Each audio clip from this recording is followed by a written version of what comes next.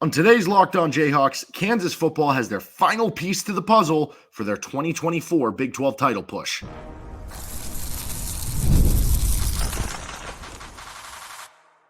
You are Locked On Jayhawks, your daily podcast on the Kansas Jayhawks. Part of the Locked On Podcast Network, your team every day. I'm Derek Johnson. You can give me a follow on Twitter at DJohnsonRadio. And you can find the show, Locked On Jayhawks, anywhere you get your podcast, including on our YouTube page, where you can like and subscribe to the action. On today's edition of Locked On Jayhawks, Kansas has their final puzzle piece that they're hoping can help them make a push for a Big 12 title in 2024. That is former Texas A&M starting center Bryce Foster committing to the team out of the transfer portal. We're going to tell you about Foster. We're going to give you a scouting report, what it means for KU, and we're going to grade the trades because now KU basically made two trades this offseason. They traded Labaron Philon for Rylan Griffen with Alabama basketball, and they traded Armaj Reed-Adams for Bryce Foster on the football field. So we're going to grade those on this episode of the show, which is brought to you by LinkedIn Jobs. These days, every new potential hire can feel like a high-stakes wager for your small business, which is why LinkedIn Jobs helps you find the right people for your team faster and for free. Post your job for free at linkedin.com/lockedoncollege. Terms and conditions apply. Okay, so Bryce Foster visited KU about a week ago. It wasn't this past weekend. It was the weekend before. Sounds like the visit went super well. He had some glowing quotes about the team, about the offensive line group, and about how, surprising it was. I think for a lot of people, when you come out, when you're from out of state, you don't know what you're getting into coming in the middle of Kansas, right? And I mean, I'm from California, right? And when I came out and saw the campus, it was surprising to me how awesome it was. And I think you see that with a lot of recruits. If you can get them to visit and be on campus, they can see, it's not just the middle of nowhere, Western Kansas that you're talking about. Not that there's anything wrong with that, but, it's such a helpful recruiting tool, and you see the beauty of where the stadium is going to be, and you have the beauty of the hill and the Campanile and all this stuff. Anyway, point being, he ends up committing to KU. He was kind of slowly releasing on his Twitter profile, in his bio, it said rock, and then like an hour later it said rock C ... And he was slowly building up to that. So kind of cool that he was able to go out and make that happen. Anyway, he is a transfer from Texas A&M, and not only is this somebody who can come in right away, and I think is going to be expected to be a starter for you on the offensive line at the center position because he was a starter for Texas A&M in the SEC, but also this is somebody who has multiple years, if he wants it, left of college football that you could have, more years out of this. So who is Foster? He is a 6'5", 330-pound center. His nickname, at least according to his one of his social media profiles, is the Mountain, which very well suited for a 6'5", 330-pound center. Again, originally from Katy, Texas. He is transferring after a ton of play with Texas A&M. Out of high school, he was a very, very highly recruited kid. 4-star on 24/7 Sports, top 70 overall prospect in the entire country on the 24/7 Sports composite, where he was the 5th highest rated interior offensive lineman. I think on Rivals, they had him as a top 50 kid in the entire country. So, I mean, this was somebody with super high prospect pedigree. And this was the scouting report that he was given by Gabe Brooks of 24/7 Sports coming out of high school.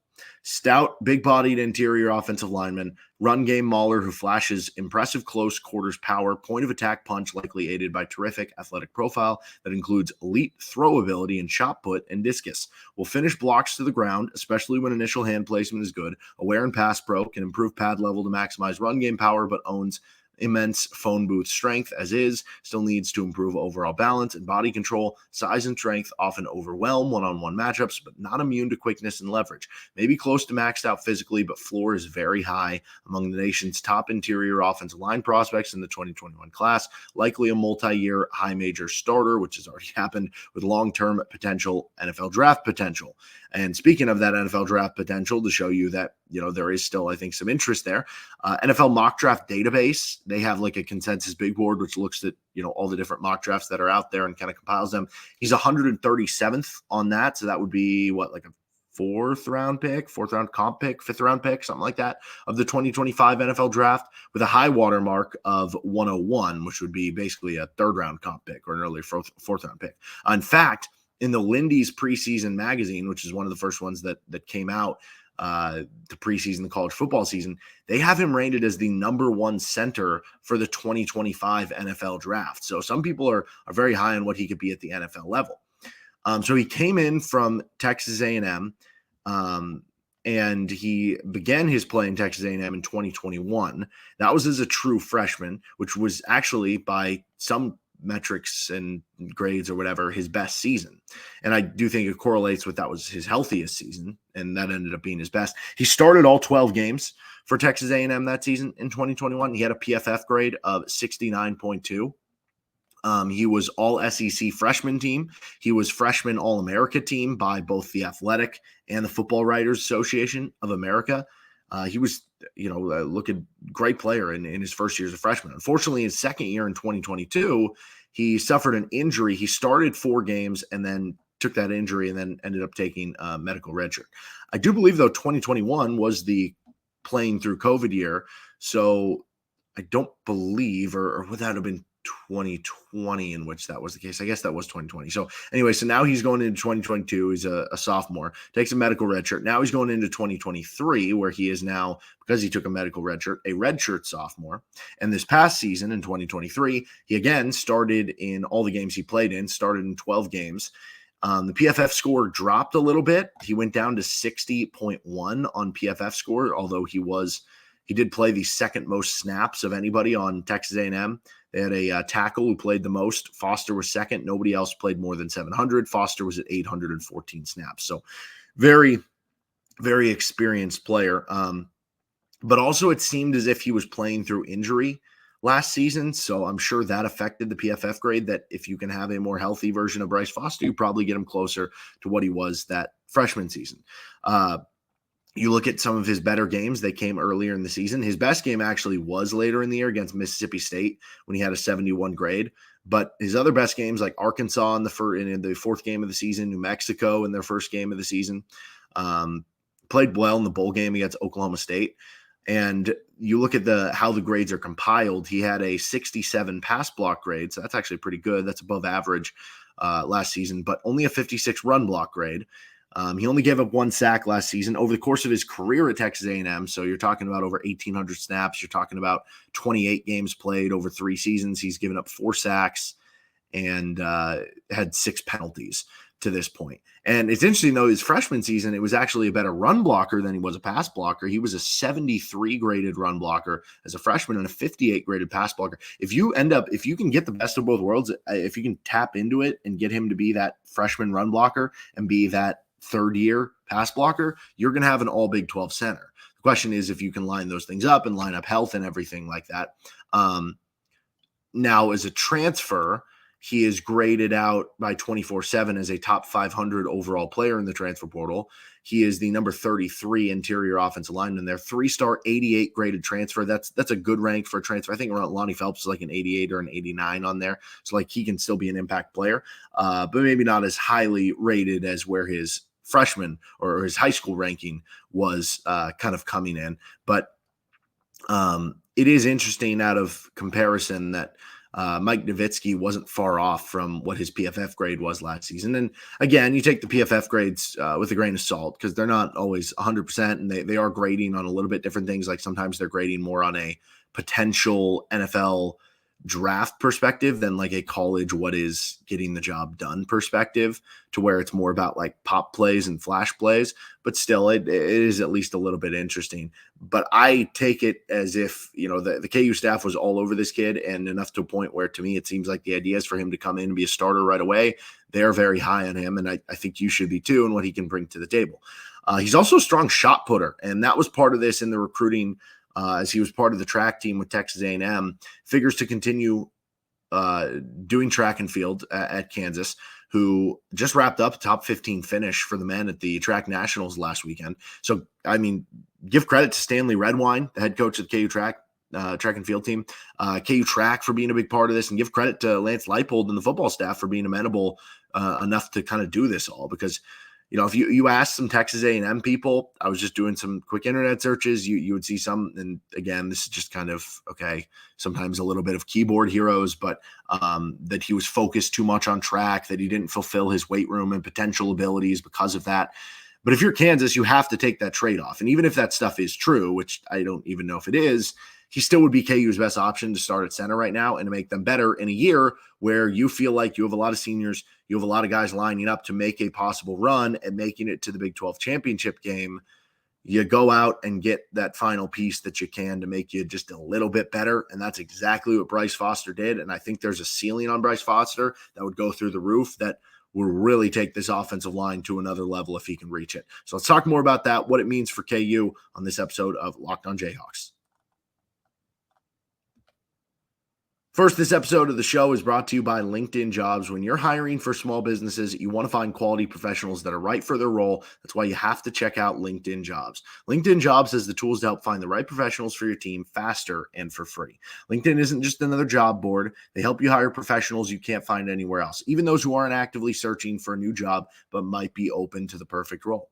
In a given month, over 70% of LinkedIn users don't visit other leading job sites. So if you're not looking on LinkedIn, you're looking in the wrong place. On LinkedIn, 86% of small businesses get a qualified candidate within 24 hours.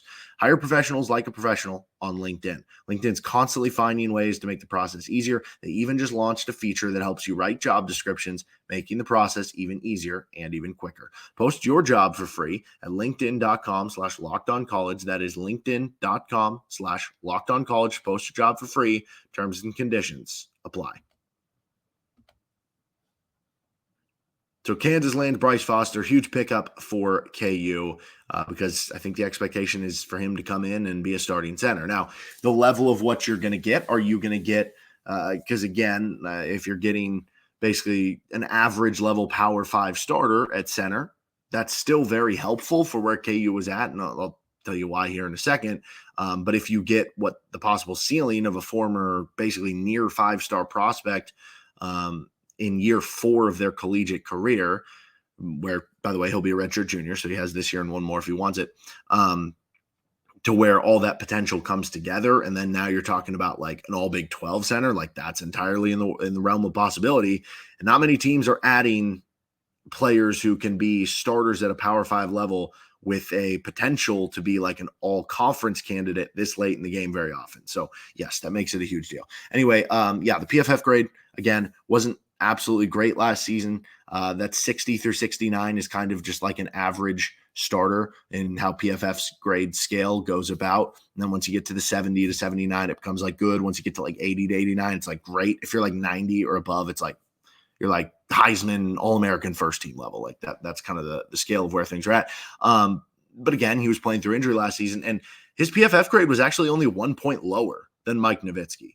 So if we're just talking about this being basically you replaced Mike Nowitzki with somebody who's going to give you similar production to Mike Nowitzki, isn't that good enough? Because Mike Nowitzki was good enough for you to be a really good team and an offense. And I know Nowitzki was playing through some injuries last year too, that it ended up being one of his lower PFF graded seasons. But if you're just talking about you're getting around the same level of play at center as you were last season, then the idea is, okay, well, our receivers are all back. They could be even better. Our running backs are back. They could be even better. Jalen Daniels, if he can stay healthy, he can be even better.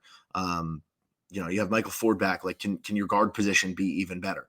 So there are ways for you to still get better if you're just kind of the same at that one position, I guess is what I'm saying. But I think there's a much higher ceiling here for what he could become, right? If we're talking the floor is kind of the production you got Mike Nowitzki last season. And maybe that's unfair because Nowitzki did so much, I think, from in between the ears where it wasn't just the physical stuff. It wasn't just the, what are you producing on this play? It was getting the rest of the offensive line right. It was calling out, I'm sure, protections and doing a lot of the little things right. And understanding when to diagnose blitzes and all that stuff, that he was such a good leader of the team too, that right. But with Bryce Foster, you're talking about somebody who's played a ton of football at the SEC level. He started 12 games right away as a freshman. So like, he's probably pretty cerebral too.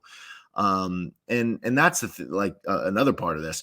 It probably doesn't hurt that he is going to be going up against worse defensive linemen consistently. Like there's obviously still, players in the Big 12 that are great, would be starters on SEC teams, right? I think of like Cincinnati with Dante Corleone. Like that dude last year was one of the best defensive linemen in the country, but Cincinnati wasn't very good. So he didn't get like a ton of shine, but he would have started on, if he were to enter the transfer portal, he would have started on probably Georgia or Alabama too. Like really good player, but you're not going to see that as consistently. right? Whereas some of the SEC teams you're going to play are going to have 1 or 2 first, second, third round draft picks.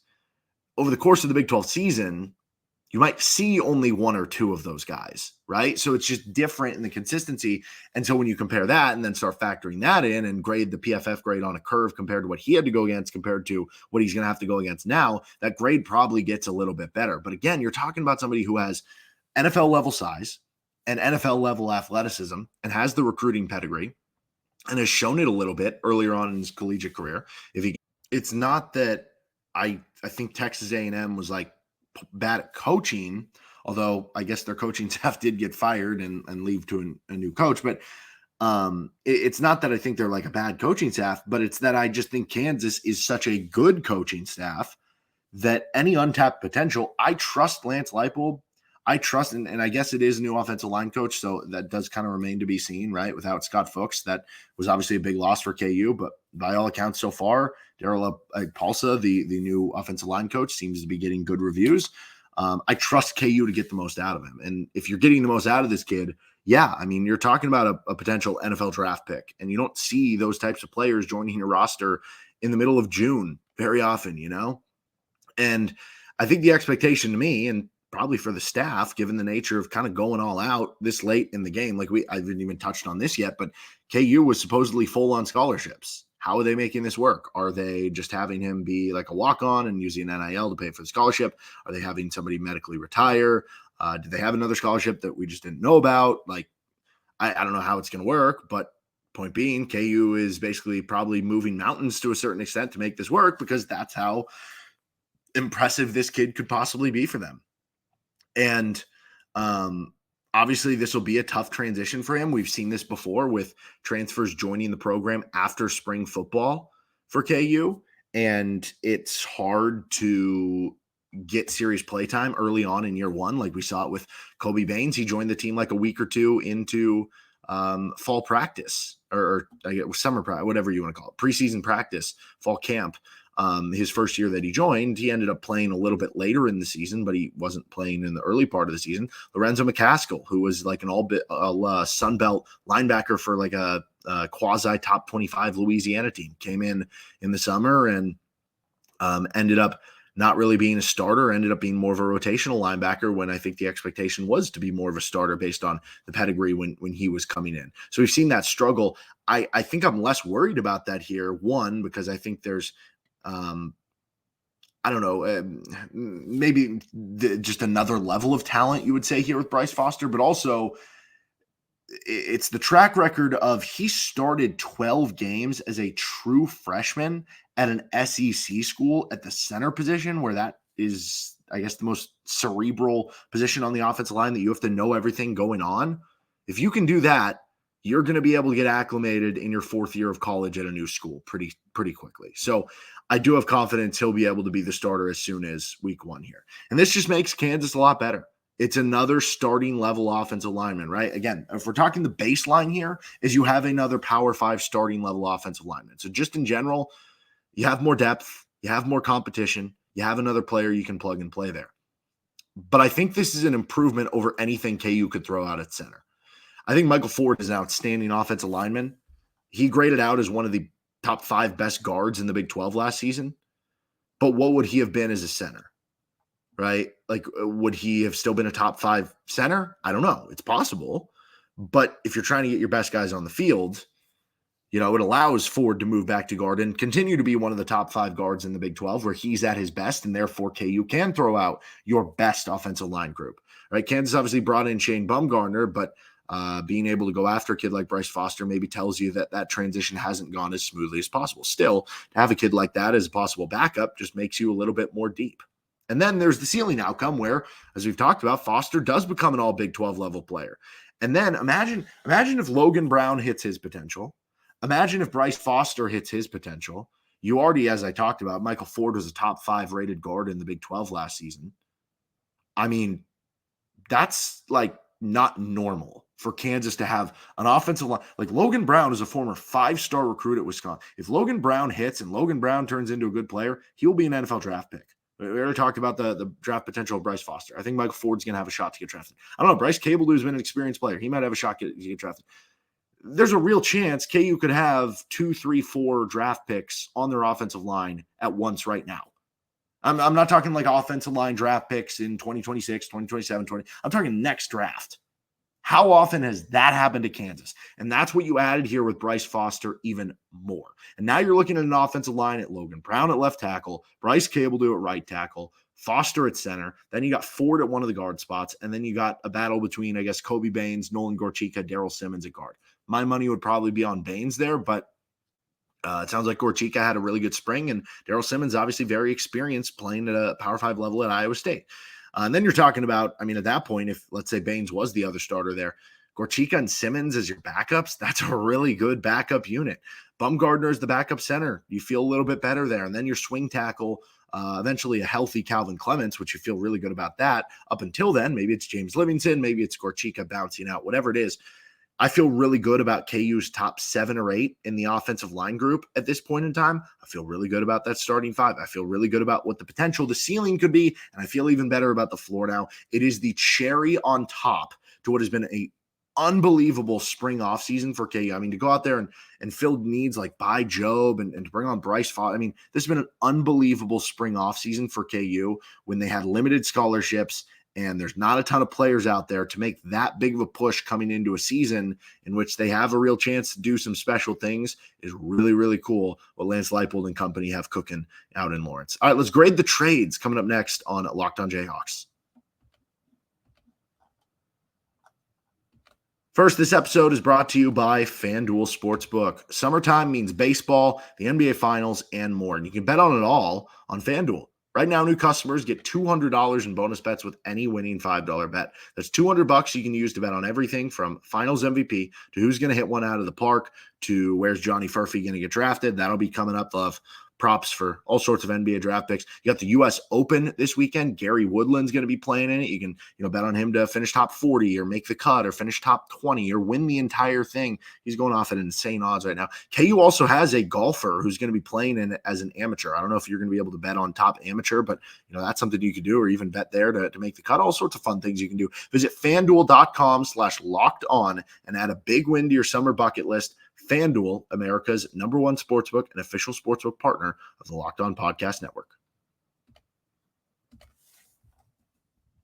All right, so we're going to be grading the trades here, which both basketball and football here. By the way, I did want to give a name because I mentioned the KU golfer going to be playing in the U.S. Open. Gunnar Broyne is the name on that one. But anyway, so basically KU made a basketball trade and a football trade. So let's grade the football trade since we're right there. Bryce Foster for Armaj Reed-Adams. So I think Armaj Reed-Adams might okay, by PFF grade, Reed-Adams graded a little bit better. He was like a 65. Foster was like a 60. So you could argue Reed-Adams a little bit better there. I could also argue that with Reed-Adams in terms of his growth potential and where he's come from to where he's gone now and the body and movement ability, that maybe he has a bigger ceiling, but I don't know. Foster has a pretty big ceiling too based on that high school class. I would argue, though, Kansas needed a center more than a guard, or I don't know, maybe not at the time because of how shuffling happens after the Reed-Adams movement, but certainly now. Certainly right now, Kansas needed a center more than a guard, as I talked about. Michael Ford is one of the best centers in the Big 12. Daryl Simmons, an experienced guard from Iowa State. Kobe Baines, I like the progression he's shown and the flashes that he's shown as whether it was in year one a couple years ago or being a more regular player and basically a starter on last year's team. Nolan Gorchika taking steps forward. I feel good about the guard position at Kansas this year, but you had some questions about the center position. So in theory, with Reed-Adams, who was kind of a guard tackle swing guy, which that would still be helpful for this team with Calvin Clements being injured. But I think you would argue you need the center even more. So I would give this one, I guess, I don't know, you still wouldn't have loved to lose Armaj Reed-Adams. I don't think you can give it an A, and that bringing in Bryce Foster is an A addition. But if you're talking about it as a trade, I think it's a B. It's probably a B for both teams. Maybe it worked out for both teams because it's hard to say it's a slam dunk because Reed-Adams could end up being really good and versatile. And obviously had the better PFF grade, but also Foster's prospect pedigree. Freshman year, he was the better player than anything Reed-Adams has kind of put out to this point. Obviously, the injuries could come into this one way or another, but KU needed a center more. So overall, I think it works out for KU. Then the basketball trade. KU basically traded Labaron Philon for Rylan Griffen. It's hard. If you're talking long-term, you could argue the Philon one ends up being the winning side of the equation because you at most have 2 years with Rylan Griffen. What if Philon stays 3-4 years in college and is a really productive player? But I don't know that you can grade trades off that anymore because in today's world, like guys transfer after 1 year, guys transfer after 2 years, or if a guy's that good, he's going to go pro. So I think you can only really evaluate it based on the upcoming season. If you want to evaluate on 2 seasons, then maybe that's fine. I'm only going to evaluate it on this season because that's all you know. Like Philon could have stayed at Kansas this past season and then transferred after the year anyway. So if we're just talking this season, this is an A+ trade. Philon might have been part of the rotation. He might not have been. Maybe KU doesn't bring on Shaquille Moore if they still have Philon at this point, and then probably would be part of the rotation. But that probably part of the rotation is as what? 7th, 8th man? Rylan Griffen's probably going to start. And Rylan Griffen might end up being your best three-point shooter on the team and your most effective three-point shooter on the team. So you do that trade 10 times out of 10 if you're Kansas, and you always know there's going to be more players in the portal in future years. And even if we did evaluate this trade based on this year and the following season, so the next 2 seasons for KU, who are you taking? Senior year Rylan Griffen or sophomore year Labaron Philon? Because you're probably still taking senior year Rylan Griffen at that point. So A+ on that trade for KU. All right, that'll do it for this episode of Locked On Jayhawks. You can find our show anywhere you get your podcasts, including on our YouTube page. We'll be back with another edition of the show, so make sure you are subscribed anywhere you get your podcast.